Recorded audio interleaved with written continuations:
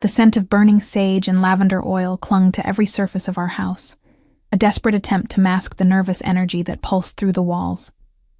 Outside, the spring rain drummed against the roof in a steady rhythm that matched my heartbeat.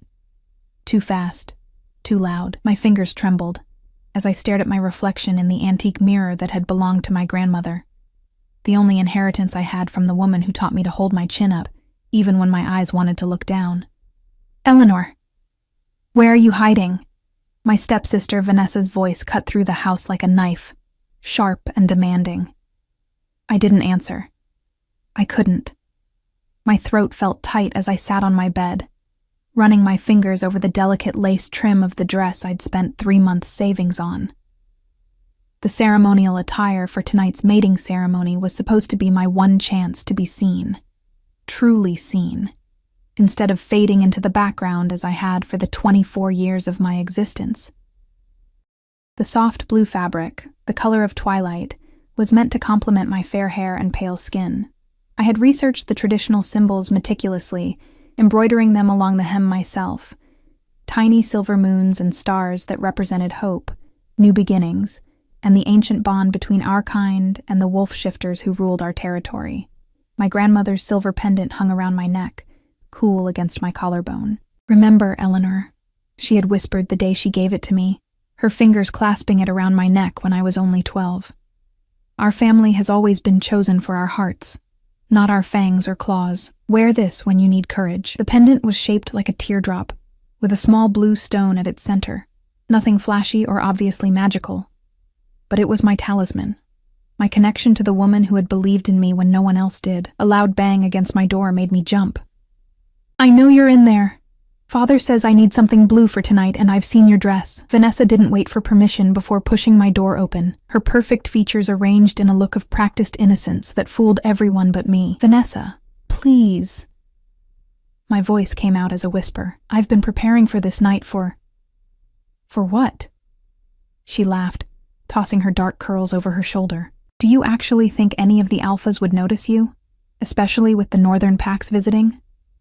She strode into my room like she owned it, her eyes landing on my dress spread out on the bed. "Oh, this is perfect. The color will make my eyes pop." The panic rose in my chest. "That's my only ceremonial dress. You have 4 others." "None in this shade," she said, fingers already reaching for it. "And I need to stand out tonight." My stepfather appeared in the doorway behind her, his imposing frame blocking any escape route I might have imagined. Though he wasn't a shifter himself, he had married into our community when I was 10, bringing Vanessa with him. He had quickly learned to navigate the politics of our world, climbing to the position of treasurer for the Southern Pack Council. His authority in our household was absolute. "Eleanor," he said, voice flat with disinterest, "don't be difficult. The Alpha King's son will be choosing potential mates tonight. Vanessa needs to make an impression." "I saved for months," I said, hating how my voice shook. "The ceremony is mandatory for all unmated females. I need to attend too." "You can wear one of Vanessa's old dresses," he said dismissively. "They won't fit me." I was smaller than Vanessa, with none of her curves or presence. "Then make adjustments," my stepfather snapped. "This isn't a debate. The connections we make tonight could change our family's standing forever." By our family, he meant himself and Vanessa. I had never been included in that calculation. My mother had died 3 years ago, and with her gone, any protection I might have had vanished. I was tolerated, barely, and reminded daily of my inadequacies. I wasn't a shifter. I had no political value. I was simply human in a world where that was considered the weakest thing to be. Vanessa snatched up my dress with a triumphant smile and swept out of the room. My stepfather lingered. "Be downstairs in an hour. You'll wear the green dress Vanessa wore last spring. Don't embarrass us." He closed the door behind him with a decisive click. I sank to my knees beside the bed, tears burning behind my eyes. The green dress he mentioned had been altered to showcase Vanessa's figure. It would hang off me like a sack, marking me as even more of an outsider than I already was. The thought of standing in that great hall, surrounded by powerful shifters, wearing an ill-fitting hand-me-down while Vanessa glided around in my carefully chosen attire, made me physically ill. My fingers found my grandmother's pendant, clutching it so hard the edges dug into my palm. "I can't do this," I whispered to the empty room, but I knew I had no choice. Not attending would be seen as an insult to the Alpha King, and no one in our territory could risk that, especially not someone as powerless as me. With shaking hands, I pulled the green dress from the back of my closet where it had been shoved months ago. As I'd feared, it was designed to emphasize curves I didn't have, cut low in front and back in a way that would leave me feeling exposed rather than elegant. I'd have to safety pin the sides just to keep it from falling off my shoulders. An hour later, I stood in our living room, tugging hopelessly at the bodice of the dress while Vanessa preened in my blue creation. She had added a silver belt that cinched the waist tighter and raised the hemline by several inches, transforming my modest design into something far more provocative. The careful embroidery I had done was now partially hidden by the belt, the symbolism lost. "Stop fidgeting," my stepfather hissed as we prepared to leave. "And do something with your hair. You look like you just rolled out of bed." I had tried, but without Vanessa's collection of styling products or my mother to help, my fair hair hung limp around my shoulders. I quickly twisted it into a simple knot at the nape of my neck, the best I could do with limited time and resources. The drive to the ceremonial hall was tense with expectation, though none of it centered on me. Vanessa and my stepfather discussed strategy, whom she should speak to, which pack alliances were most valuable, how to catch the eye of the Alpha King's son without appearing desperate. "Remember, the Northern Territories have twice the resources of the Southern packs," my stepfather said. "A mating bond there would change everything." I stared out the window at the passing trees, trying to make myself as small and unobtrusive as possible. The hall was located deep in the forest, a massive stone structure that had stood for centuries as the gathering place for all 7 packs that made up our region. Tonight, it would be filled with hundreds of shifters, the air thick with power and primal energy. When we arrived, the parking area was already crowded with expensive cars and SUVs. Music and laughter spilled from the open doors of the hall, and the scent of roasting meat and ceremonial herbs hung heavy in the evening air. Vanessa didn't wait for us, immediately spotting a group of her friends and rushing to join them, my blue dress catching the light of the torches that lined the walkway. My stepfather gave me a cursory glance. "Try not to draw attention to yourself. Find a corner and stay there." Then he was gone too, off to network with council members and other influential parents. I stood alone at the entrance, my heart pounding so hard I was certain everyone could hear it above the music and chatter. Taking a deep breath, I stepped inside. The great hall was transformed. Hundreds of candles floated in glass bowls, creating an otherworldly glow. Long tables laden with food and drink lined the walls, while the center of the space was cleared for dancing. At the far end, on a raised dais, sat 7 ornate chairs, 1 for each of the pack alphas. 6 were already filled, but the largest, centered and slightly elevated above the others, remained empty. The Alpha King had not yet arrived. I slipped along the wall, following my stepfather's directive to find an inconspicuous place to hide. No one looked my way. Why would they? In the ill-fitting green dress with my unremarkable features, I was invisible, which was exactly what my family wanted. Near a column decorated with spring flowers and ceremonial ribbons, I found a small alcove where I could observe without being observed. From here, I watched as Vanessa worked the room, my dress shimmering under the candlelight as she laughed and touched the arm of a tall, muscular man I recognized as the son of the Eastern Pack Alpha. For a moment, my chest burned with resentment so strong, it took my breath away. I clutched my grandmother's pendant, trying to find calm in its familiar shape. Deep breaths, I whispered to myself. This will be over by midnight. A sudden hush fell over the crowd, the music fading to silence. The great doors at the entrance swung fully open, and a collective intake of breath rippled through the hall. The northern delegation had arrived. They entered like a force of nature, tall, imposing figures dressed in ceremonial leathers and furs despite the spring warmth.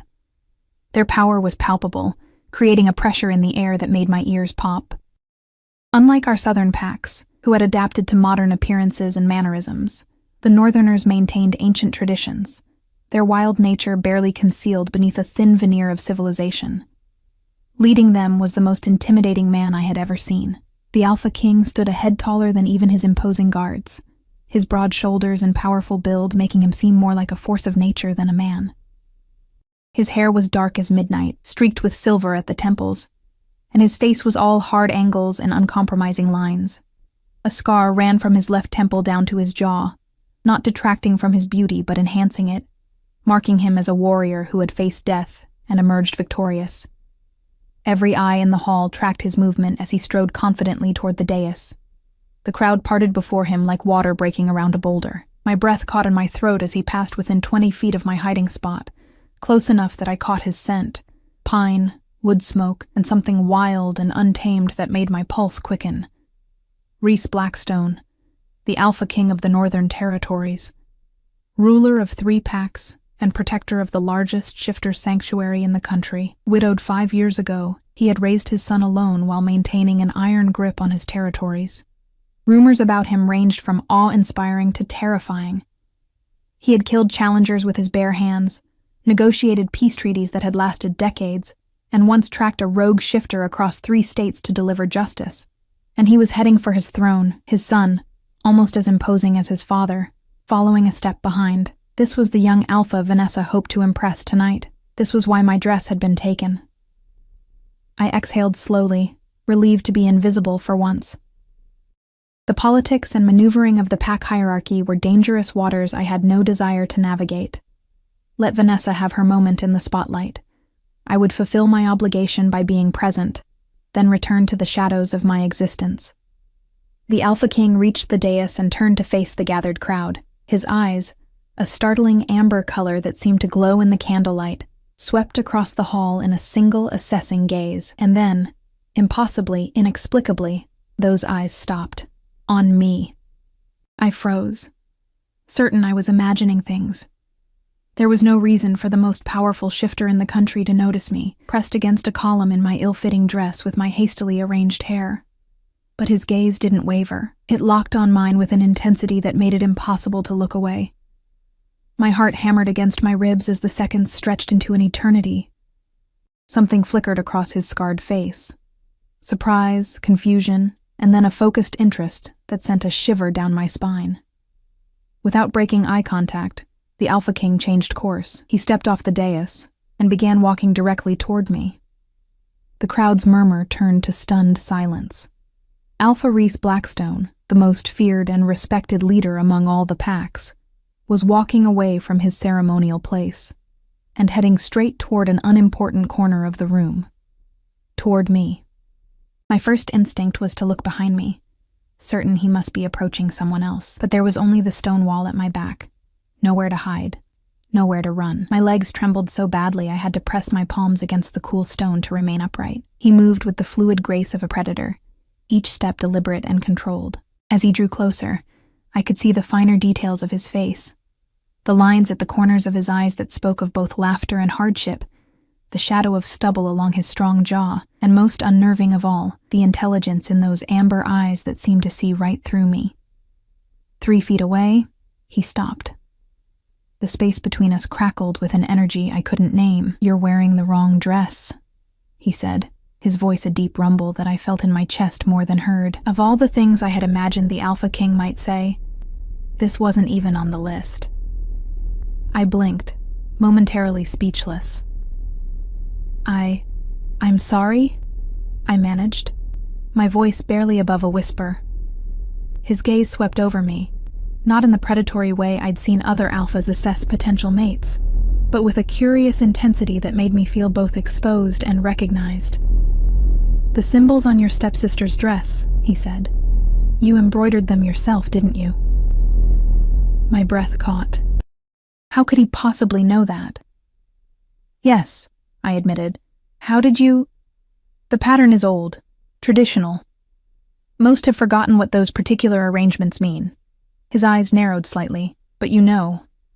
It wasn't a question, but I nodded anyway.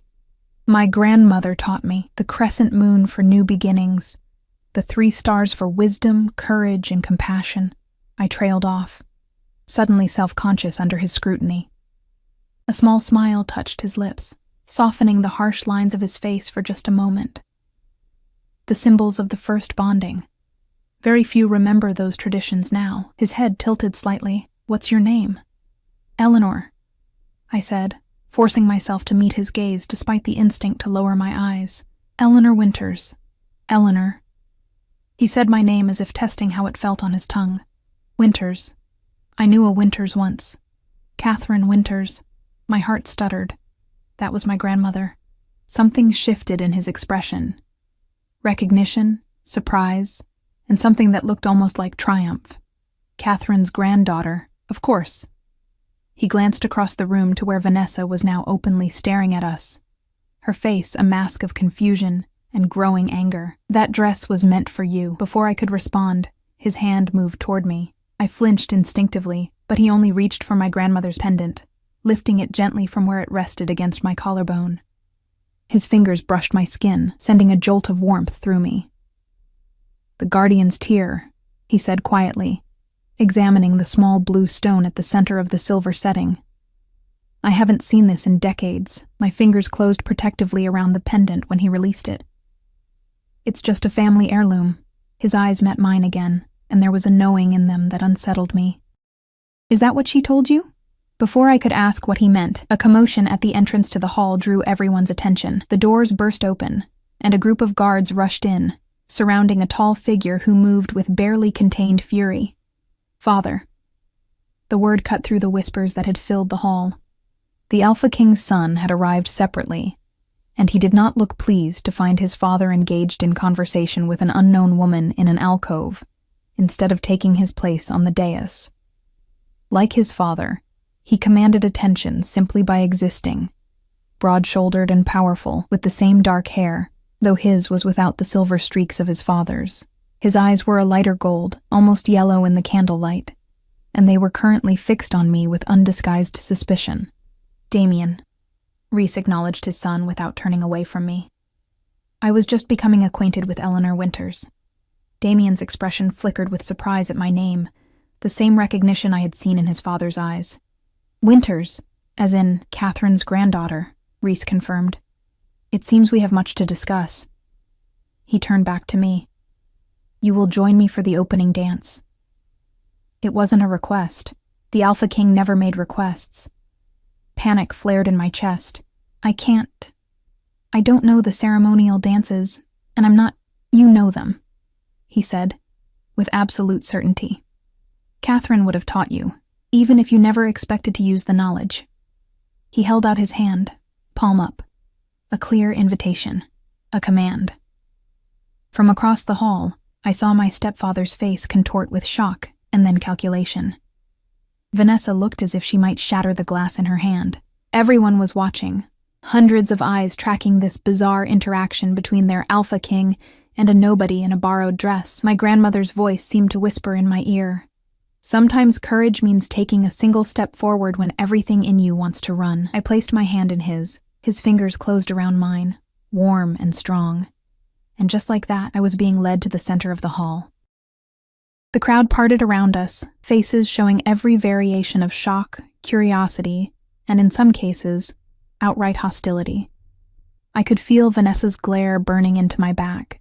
"Everyone is staring," I whispered, trying to control my trembling. "Let them," Rhys said simply. "They've been staring at me for 30 years. You'll grow accustomed to it." The casual way he said it, as if I would be by his side long enough to adapt to such scrutiny, made my stomach flip. When we reached the center of the floor, he turned to face me, placing one hand at my waist while maintaining his grip on my other hand. "The ceremonial opening dance is traditionally performed by the highest-ranking Alpha and his chosen partner," he said, his voice pitched for my ears alone. "It signals the official start of the mating ceremony." "Why me?" I asked.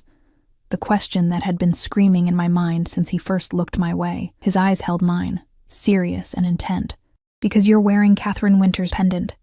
Because you know the old ways. And because when I walked into this hall, yours was the only heartbeat that matched the rhythm of mine." My breath caught. Before I could form a response, the musicians began to play, a haunting melody that seemed to rise from the stones beneath our feet. "Follow my lead," Rhys murmured, "though I suspect you already know the steps." And I did. My grandmother had taught me the ancient dances on rainy afternoons, laughing as we moved around her small living room. Just in case, she had always said, never explaining what case she was preparing me for. Now, with the Alpha King's hand warm against my waist, I understood. The dance was old, predating modern shifter society, a ritual of equals rather than the dominance displays that had become common in recent decades. It involved a series of approaches and retreats, the dancers moving together and apart in a pattern that mimicked the early days of courtship between mates.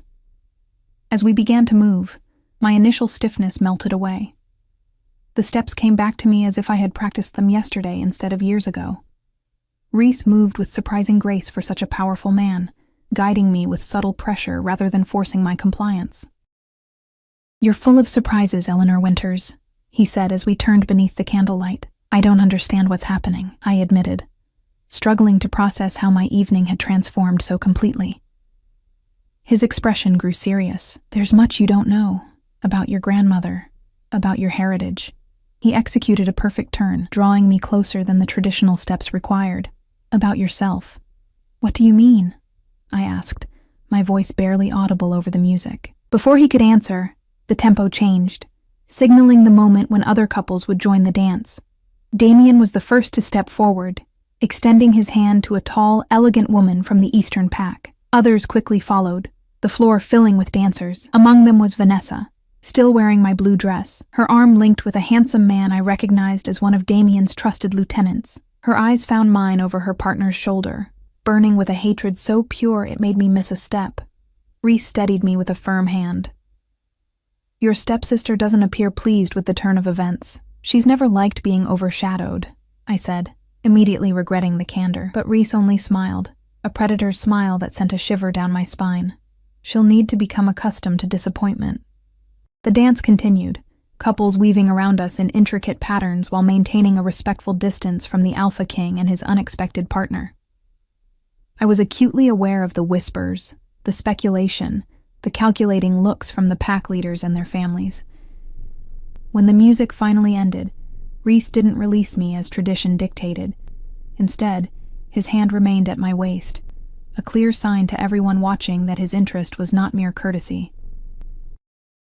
"Come," he said, guiding me toward one of the small antechambers that lined the main hall.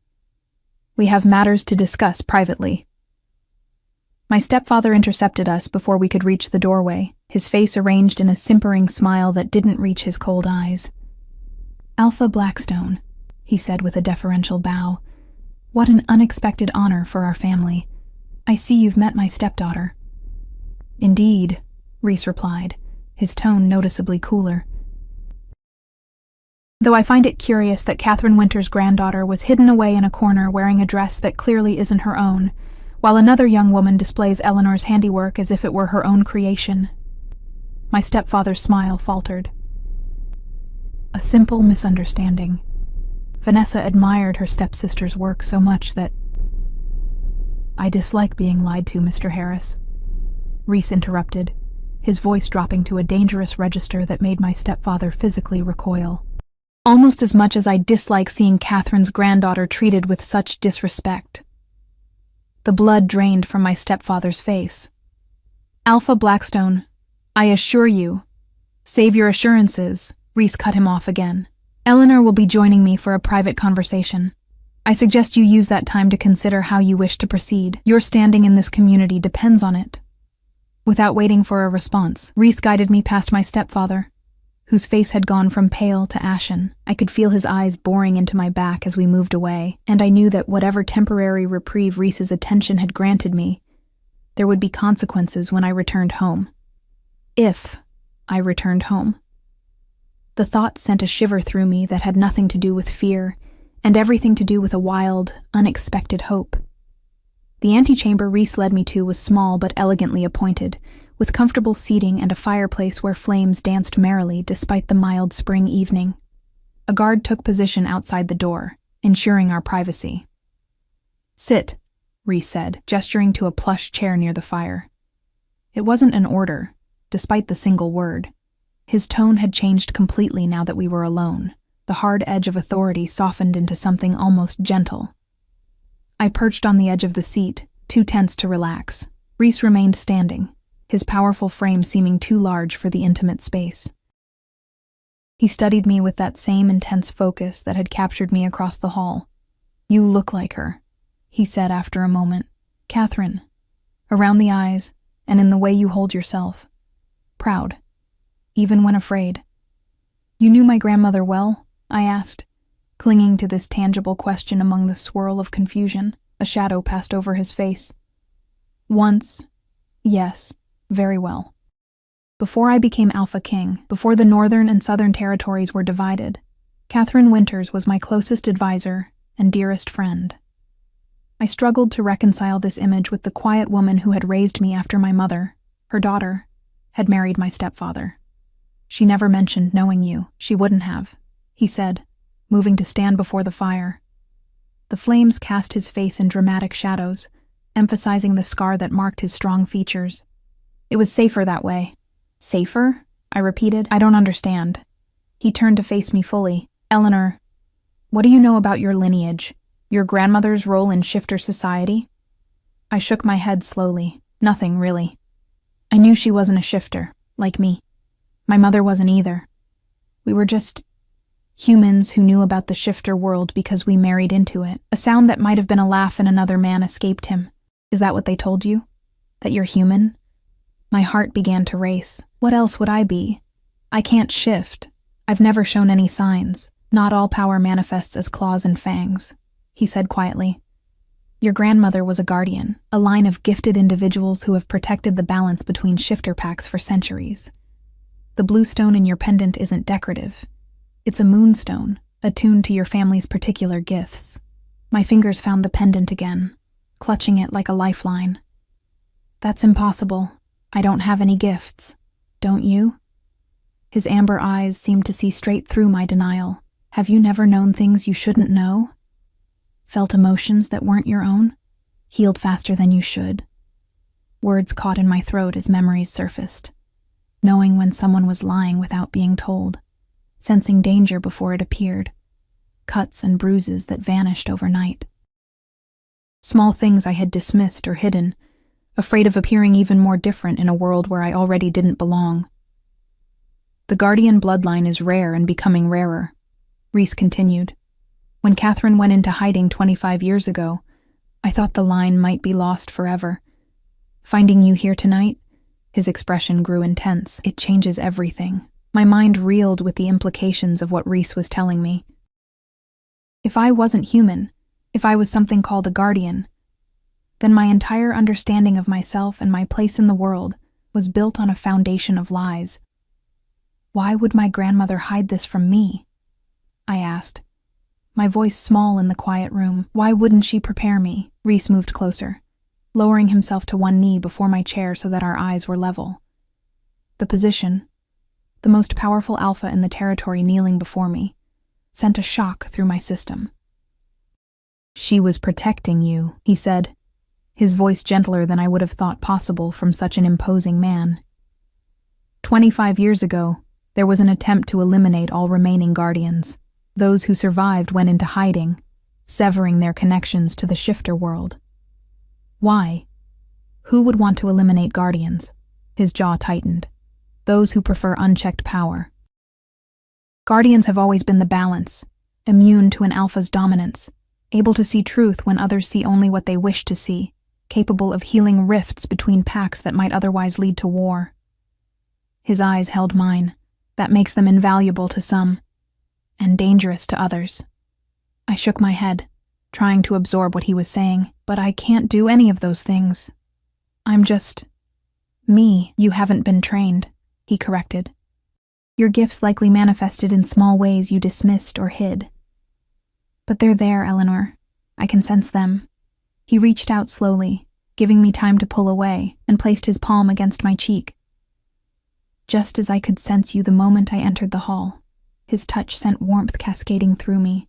Not just physical heat, but something deeper, a recognition that resonated in my bones. I gasped, startled by the intensity of the connection. Reese smiled, satisfaction in his eyes. You feel it too. I pulled back, overwhelmed. This is too much.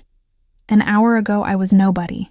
wearing a borrowed dress and trying to be invisible. Now you're telling me I'm part of some ancient bloodline with magical powers and— Not magical, he corrected. Natural.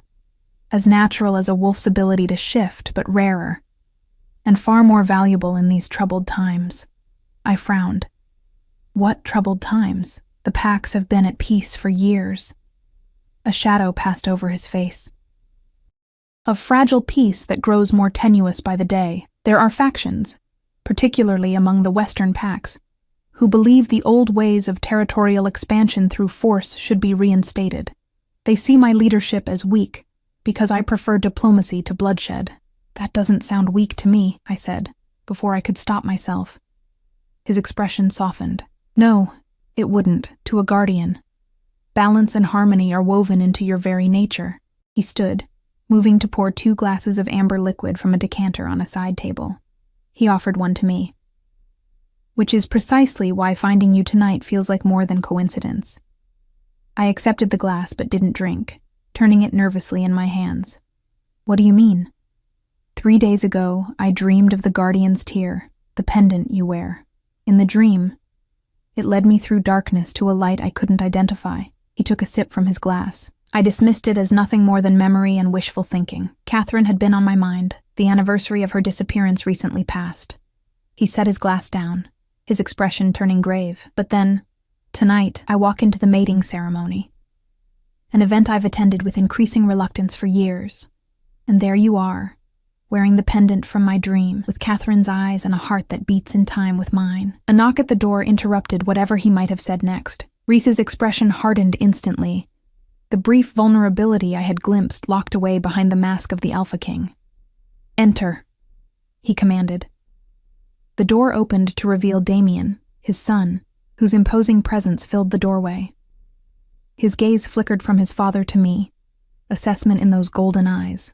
The Western delegation is requesting an audience, Damien said, his tone formal.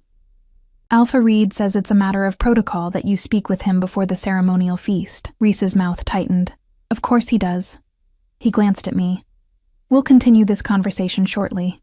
Damien will see to your comfort while I attend to this diplomatic necessity. It wasn't lost on me that he was leaving me with his son and heir, both a protection and perhaps an evaluation. Damien's face revealed nothing as his father strode past him, the two exchanging a brief look loaded with unspoken communication. When the door closed, leaving me alone with the younger Alpha, the tension in the room shifted. Damien remained standing, his posture stiff compared to his father's fluid confidence.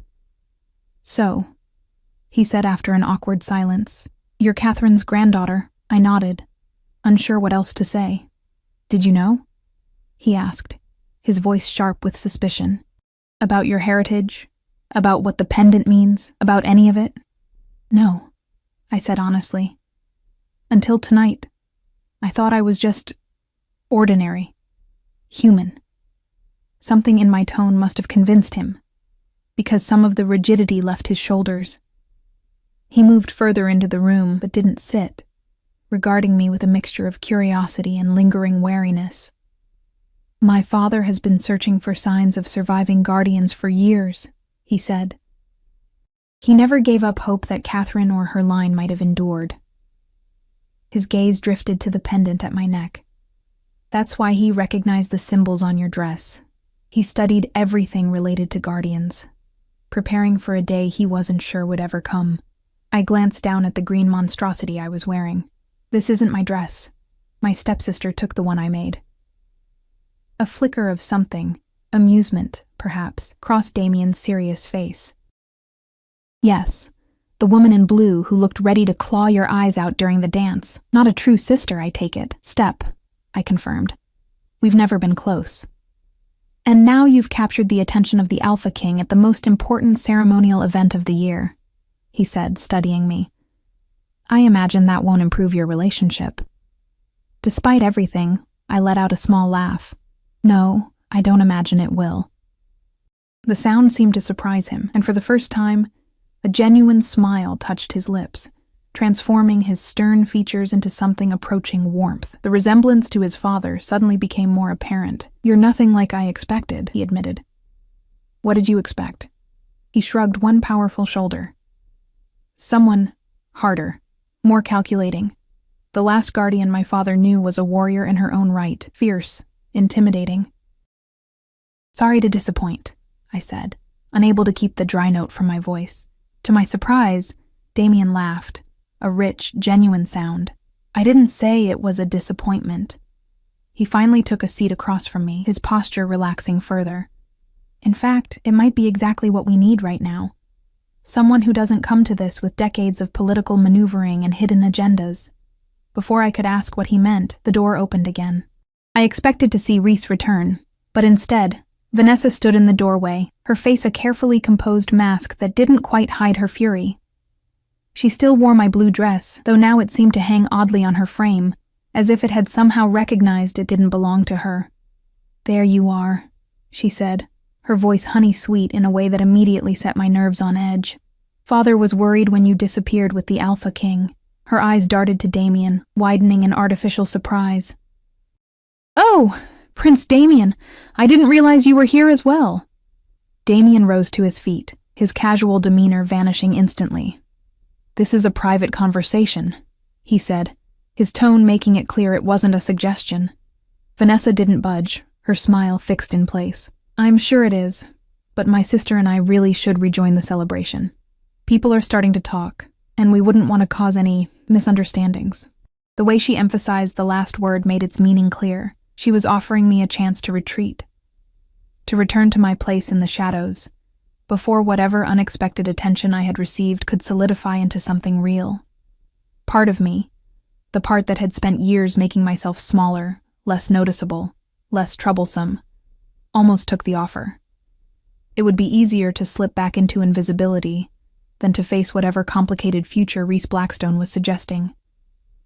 But then my fingers found my grandmother's pendant, warm against my skin, and I remembered her words. "Our family has always been chosen for our hearts. Thank you for your concern," I said, surprised by the steadiness in my voice, "but I'm exactly where I need to be right now." Vanessa's smile slipped, revealing the cold calculation beneath. "Don't be foolish, Eleanor. Whatever game you think you're playing, you're out of your depth. The Alpha King was just being polite because you made a pretty dress." Her gaze flicked dismissively over my current attire. Clearly, it wasn't about your fashion sense. Damien took a step forward, his presence suddenly filling the room with a pressure that made breathing difficult. Though he hadn't shifted, something wild and dangerous emanated from him, the wolf beneath the human skin making itself known. "You will address her with respect," he said, his voice a low growl. Vanessa paled, taking an involuntary step back. "I meant no offense. Yet, you gave it freely," came Reese's voice from the hallway behind her. He moved into view, his expression thunderous as he looked down at my stepsister. "And you interrupted a private meeting without permission or invitation." Vanessa dropped into a hasty curtsy, panic written across her face. "Alpha King, forgive me. I was concerned for my stepsister's welfare."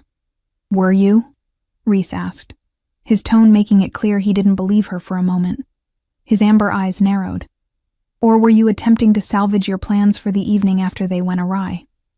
Before she could respond, my stepfather appeared behind her, his face flushed with either embarrassment or anger, possibly both. He bowed deeply to Reese. "Alpha Blackstone, please excuse the intrusion. My daughter is simply concerned for her sister, as am I. Eleanor isn't accustomed to such attention." His smile was strained as he looked at me. "Perhaps it would be best if we took her home now. She seems overwhelmed." I opened my mouth to object, but Reese spoke first. "Eleanor will be remaining here as my honored guest," he said, his tone brooking no argument. "In fact, after the ceremonial feast, she will be returning with me to the Northern Lodge as a diplomatic representative of the Southern Pax." Stunned silence followed his announcement. Even Damien looked surprised, though he quickly masked it. My stepfather recovered first. "That's most unexpected, Alpha King. Eleanor has no diplomatic training, no understanding of pack politics. She has exactly what is needed," Reese cut him off. Guardian blood and an untainted perspective. His gaze shifted to me, softening almost imperceptibly. "If she consents." All eyes turned to me, waiting for my response. My heartbeat thundered in my ears. Everything in my life had been decided for me. Where I lived, what I wore, how small I should make myself to avoid inconveniencing those around me. Now, this powerful man was offering me a choice, acknowledging that my consent mattered. But it wasn't just a choice about tonight, or even about visiting the Northern Territories. It was about stepping into an identity I hadn't known existed until an hour ago, about embracing a heritage that had been hidden from me my entire life. My voice faltered, uncertainty washing over me. Rhys moved closer, his presence somehow both overwhelming and reassuring. You don't have to decide everything tonight, Eleanor. But I am asking you to come with me, to learn about who you truly are, to explore the gifts you carry. His voice dropped, meant for my ears alone, and perhaps, in time, to help heal the rifts that threaten to tear our world apart. In that moment, with his amber eyes holding mine, I could almost see the path he was describing, a future where I wasn't powerless or invisible, where the strange intuitions I had always hidden might serve a greater purpose. I'll go with you, I said, the words feeling right as they left my lips. Vanessa made a strangled sound of disbelief. My stepfather's expression cycled rapidly between shock, calculation, and finally, a thin veneer of approval. Well, he said, recovering quickly, this is indeed an honor for our family. Of course, Eleanor has our full support in this diplomatic role. The naked opportunism in his voice made me cringe internally. Of course, he would try to capitalize on this unexpected turn of events, positioning himself as the supportive father figure now that there might be an advantage to claiming me. Rhys's expression made it clear he saw through the charade. How fortunate for Eleanor that she has such adaptable family support. The edge in his voice could have cut glass. Now, I believe the ceremonial feast is about to begin. Mr. Harris, you and your daughter should take your places. It was a dismissal, plain and simple.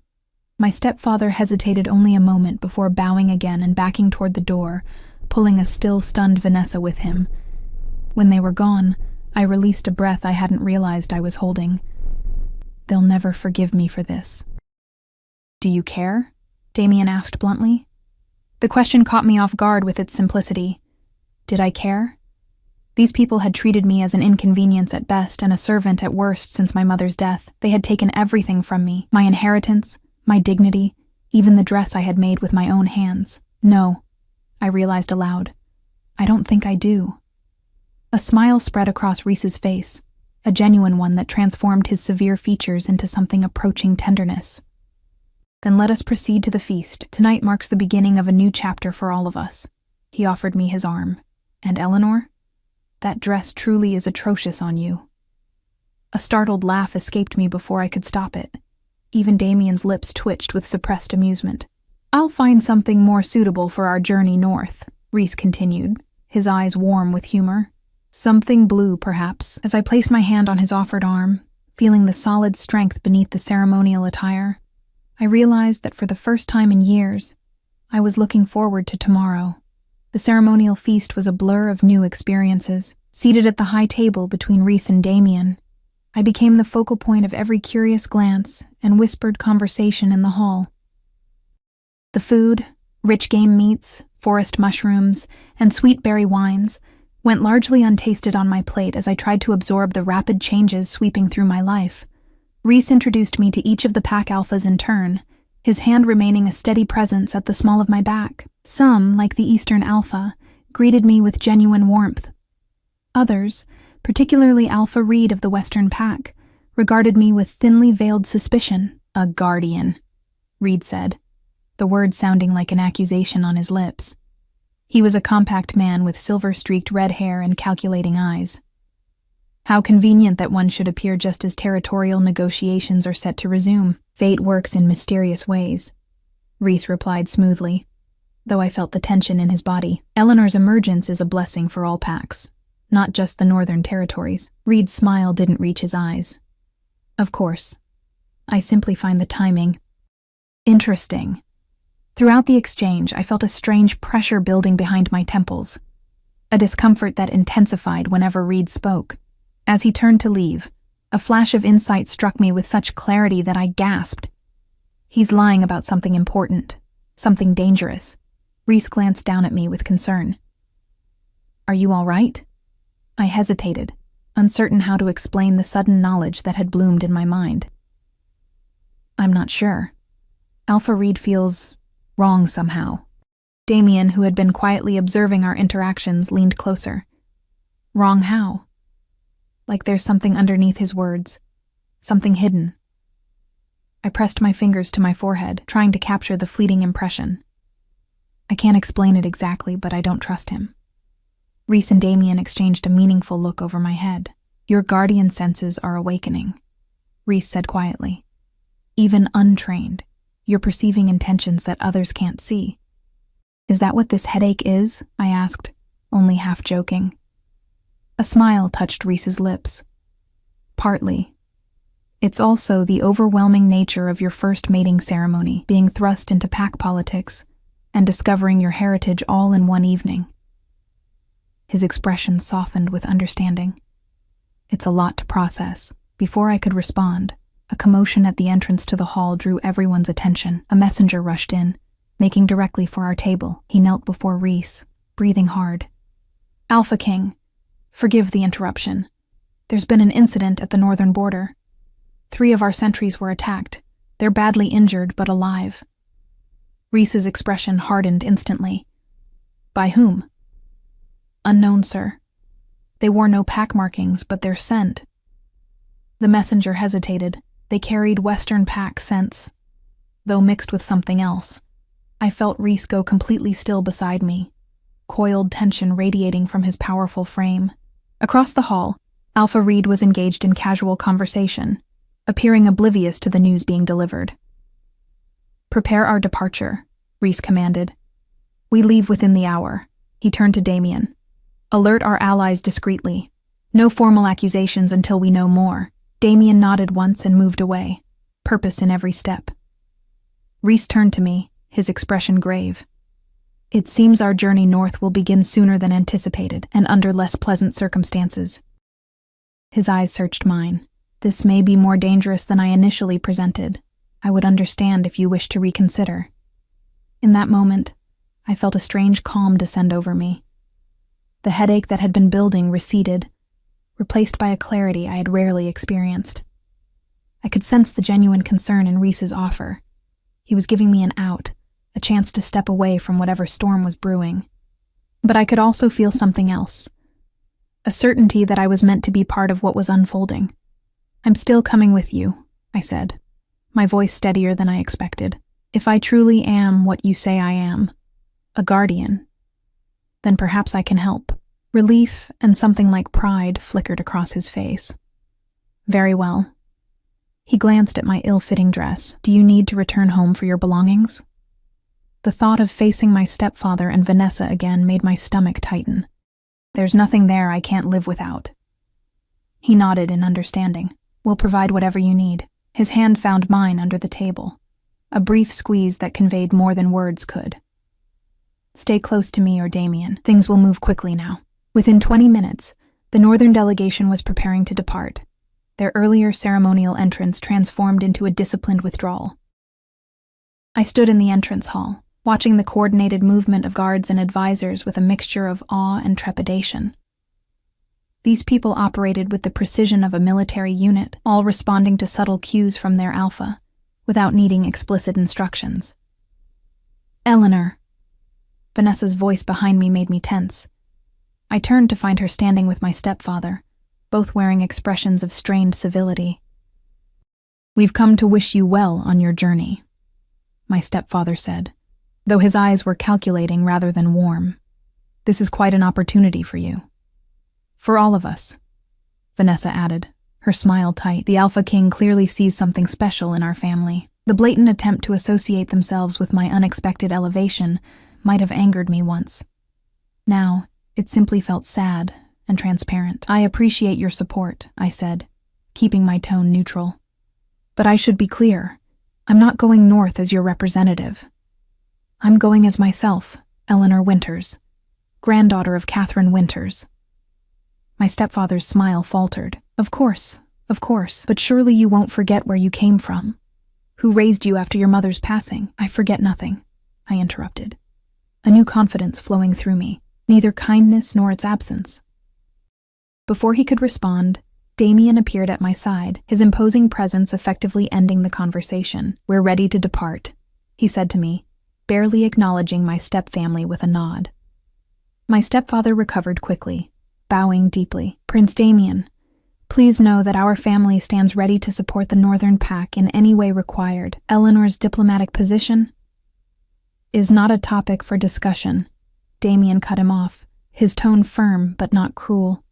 Eleanor's role has nothing to do with your family connections and everything to do with her own lineage. He placed a hand lightly at my elbow.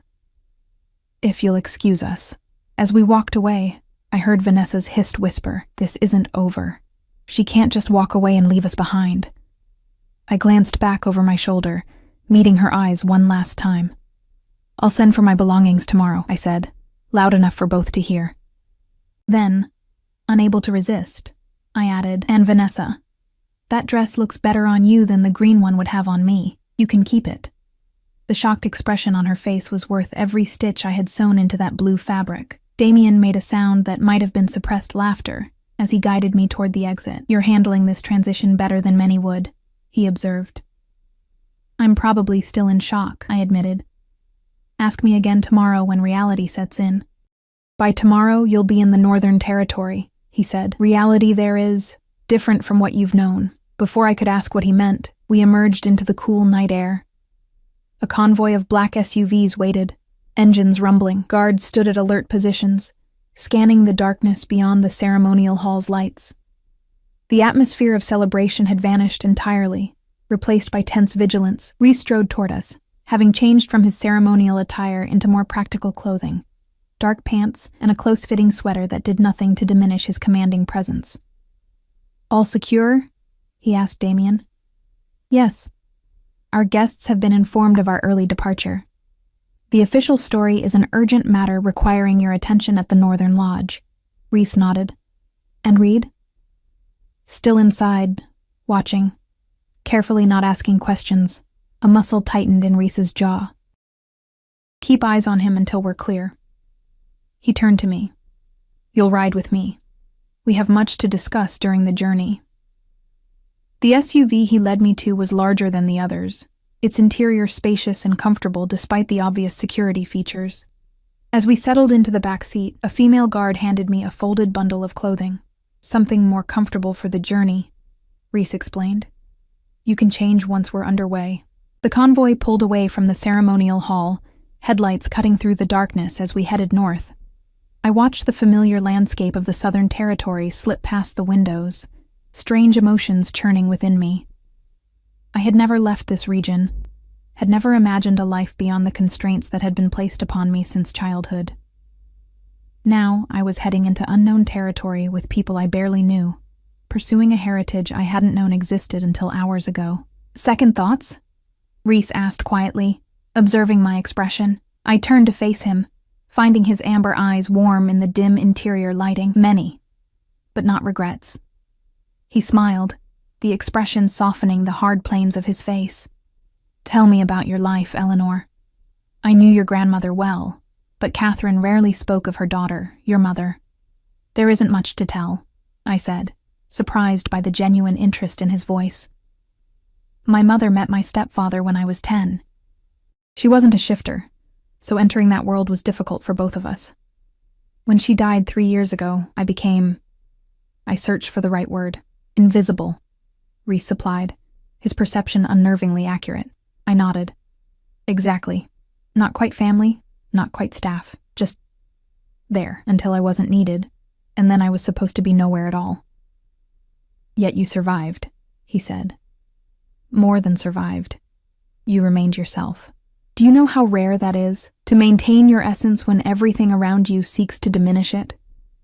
His words touched something deep within me, a recognition of strength I hadn't acknowledged in myself. "What was she like?" I asked suddenly. "My grandmother, when you knew her. She was different with me, gentle, quiet, but I always sensed there was more beneath the surface." Rhys's expression grew distant, memories playing behind his eyes. Catherine Winters was the most formidable non-shifter I ever knew.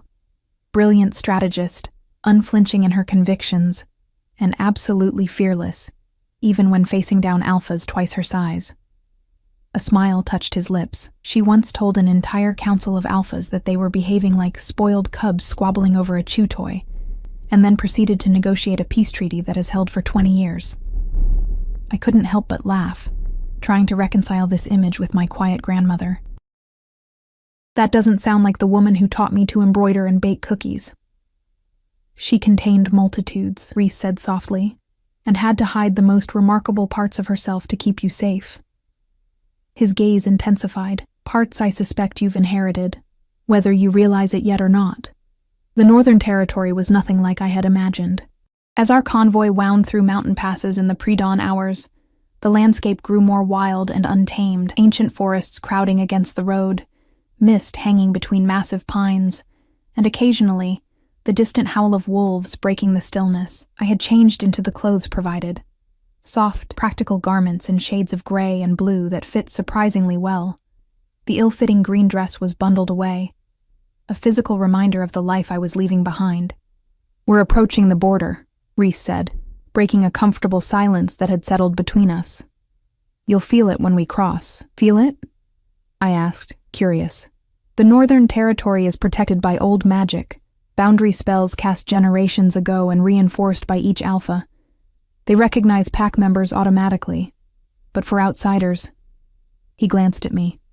The experience varies. Before I could ask what he meant, the SUV passed between two towering stone markers, half hidden by foliage. Immediately, a strange sensation washed over me, like plunging into cool water and emerging somewhere else entirely. The air seemed to thicken and then release, leaving behind a tingling awareness that danced across my skin.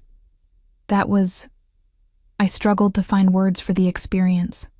"Stronger than expected," Reese observed, watching me with interest. "The boundaries recognize guardian blood, even untrained. They're welcoming you home." Home. The word echoed strangely in my mind. I had never truly felt at home anywhere. Not in my stepfather's house, not even in my mother's arms before she married him.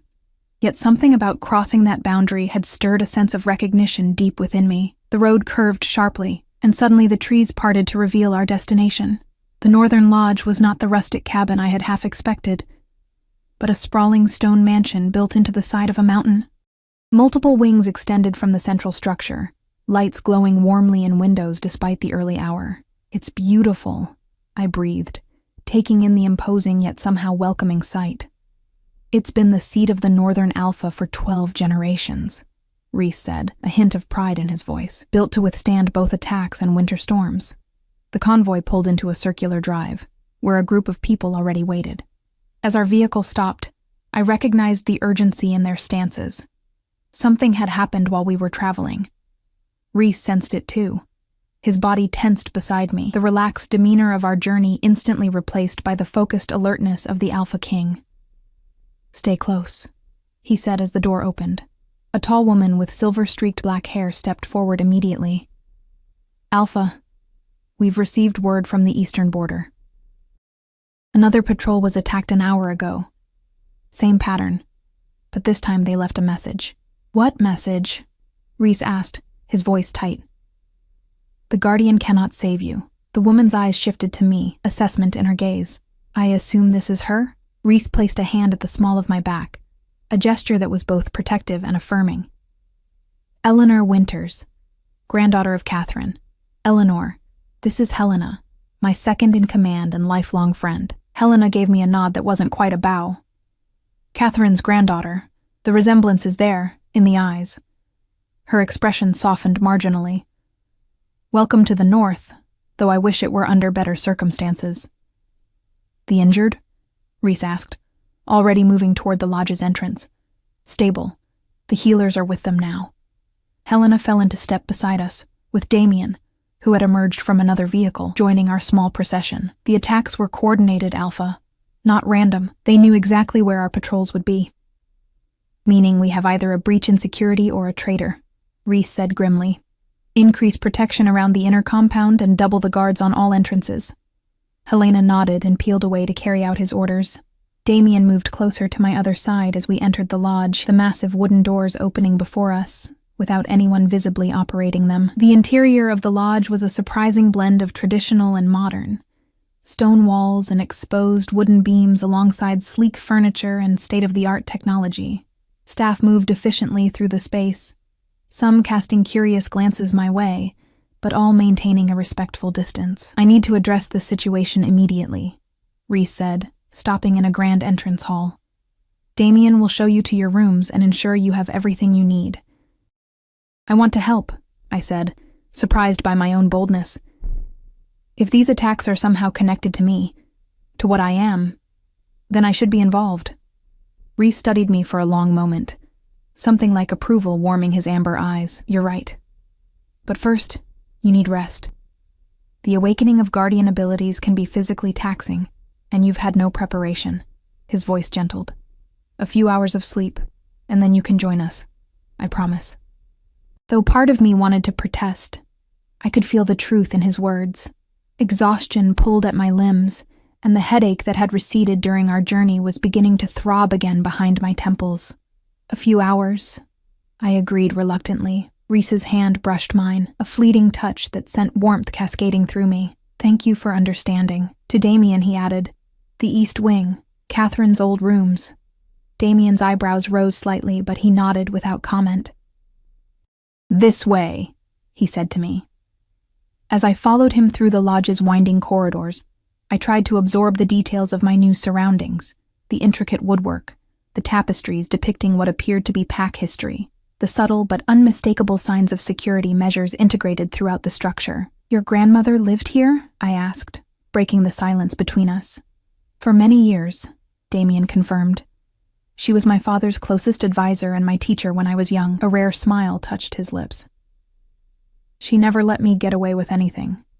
Said being a prince was no excuse for bad manners or sloppy thinking."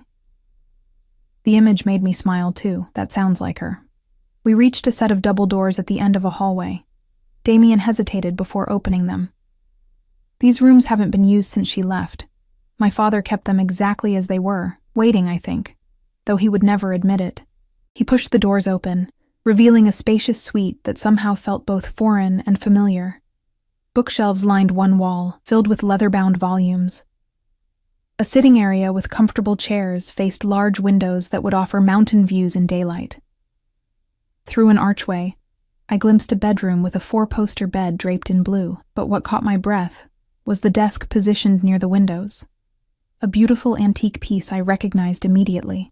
My grandmother had kept a smaller version in her modest home, one she claimed was modeled after her favorite writing desk from another life. "This was really hers," I whispered, moving toward it with an almost magnetic pull. My fingers traced the intricate carvings along its edge, the same patterns I had embroidered on my ceremonial dress, the symbols of the first bonding. "She left in a hurry," Damien said quietly. "Took only what she could carry." The warning came in the middle of the night. A plot against the remaining guardians had been discovered. My father insisted she go into deep hiding. I opened one of the desk drawers, finding it still contained pens, paper, and small personal items. It felt almost sacred, this preserved space that had belonged to the woman I thought I knew, but clearly hadn't fully understood. "I'll leave you to rest," Damien said, moving back toward the door. "Someone will bring food shortly, and clean clothing has already been arranged." He hesitated. "For what it's worth, Eleanor, I think you being here matters more than any of us yet understand."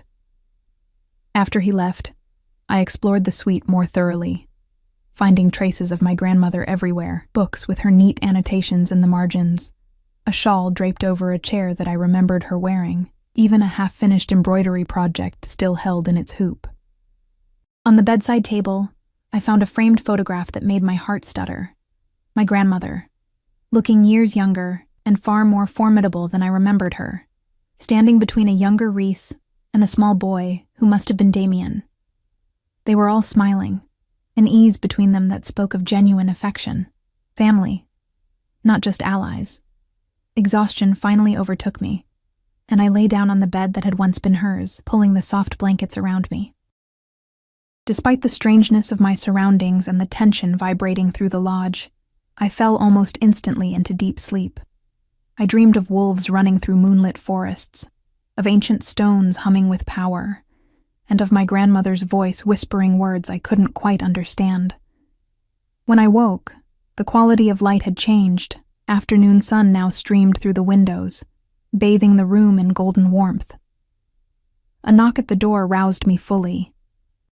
A young woman entered carrying a tray of food and a stack of clothing. "The Alpha King asked me to bring these," she said, setting down her burdens and offering a small curtsy, "and to inform you that they're gathering in the war room when you're ready." Her eyes darted curiously over me before she retreated. I ate quickly, grateful for the simple but hearty fare, then changed into the provided clothes, sturdy pants, a soft sweater in deep blue, and comfortable boots. They fit perfectly, making me wonder if they had been my grandmother's as well.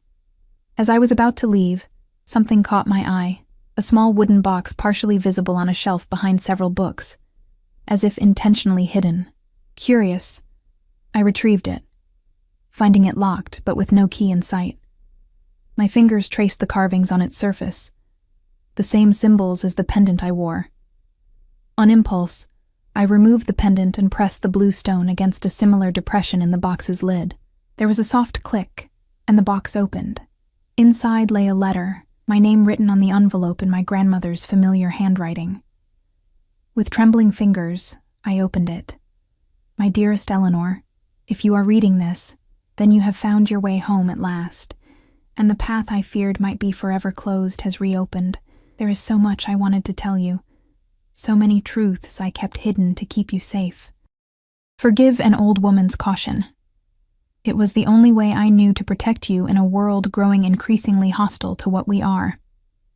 You are the last of the Guardian line, a heritage that carries both great responsibility and remarkable gifts. The pendant you wear is more than a family heirloom. It is a focus for your abilities, a tool to help you channel the power that runs in your blood. Trust Reese. Despite what others may tell you, despite the mistakes of the past, his heart has always been true. The bond between a guardian and an alpha is ancient and powerful, neither complete without the other, both stronger together than apart. Learn quickly, my love. The shadows I fled have never stopped hunting. But you have strength you don't yet recognize, wisdom you haven't yet claimed, and a heart that has always known true north even when your mind did not. Remember what I taught you. Courage isn't the absence of fear, but the decision that something else matters more. With all my love and faith. Grandmother tears blurred my vision as I finished reading. I carefully folded the letter and placed it back in the box, but kept it with me as I left the room. My grandmother had prepared for this moment, had believed I would one day find my way here. I wouldn't let her faith in me be misplaced. Finding the war room proved easier than expected. I simply followed the sound of urgent voices until I reached a set of heavy doors, guarded by 2 imposing shifters. They exchanged glances when I approached, but stepped aside without question. Inside, a large table dominated the center of the room, covered with maps, and surrounded by people in intense discussion. Reese stood at its head, his powerful presence commanding attention as he spoke. Damien stood at his right, with Helena and several others I didn't recognize positioned around the table. Reese looked up as I entered, and the entire room fell silent. Something in his expression shifted, the hard mask of the Alpha King softening into something warmer, more personal. "Eleanor," he said, and my name on his lips sounded like recognition, like coming home. We were just discussing the message left by our attackers. I moved to join them at the table, aware of the evaluating gazes, but finding that I no longer feared such scrutiny. "I found a letter from my grandmother," I said, placing the wooden box on the table. "And I think I'm beginning to understand what it means to be a guardian." Reese's eyes widened slightly at the sight of the box. Catherine's lockbox. We searched for that after she left. "It was waiting for me," I said simply, just as she knew I would eventually find my way here.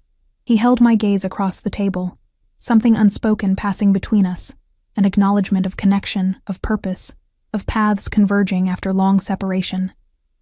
"Well," he said finally, a smile playing at the corners of his mouth, "it seems Catherine was right, as usual. The last guardian has returned, just when we need her most." He extended his hand across the table. "Welcome home, Eleanor Winters." As I placed my hand in his, the pendant at my throat grew warm against my skin, and I felt something click into place within me. Like the final piece of a puzzle I hadn't known I was solving. Whatever challenges lay ahead, whatever enemies threatened from the shadows, I was exactly where I was meant to be. For the first time in my life, I had found my purpose. I had found my strength. I had found my home.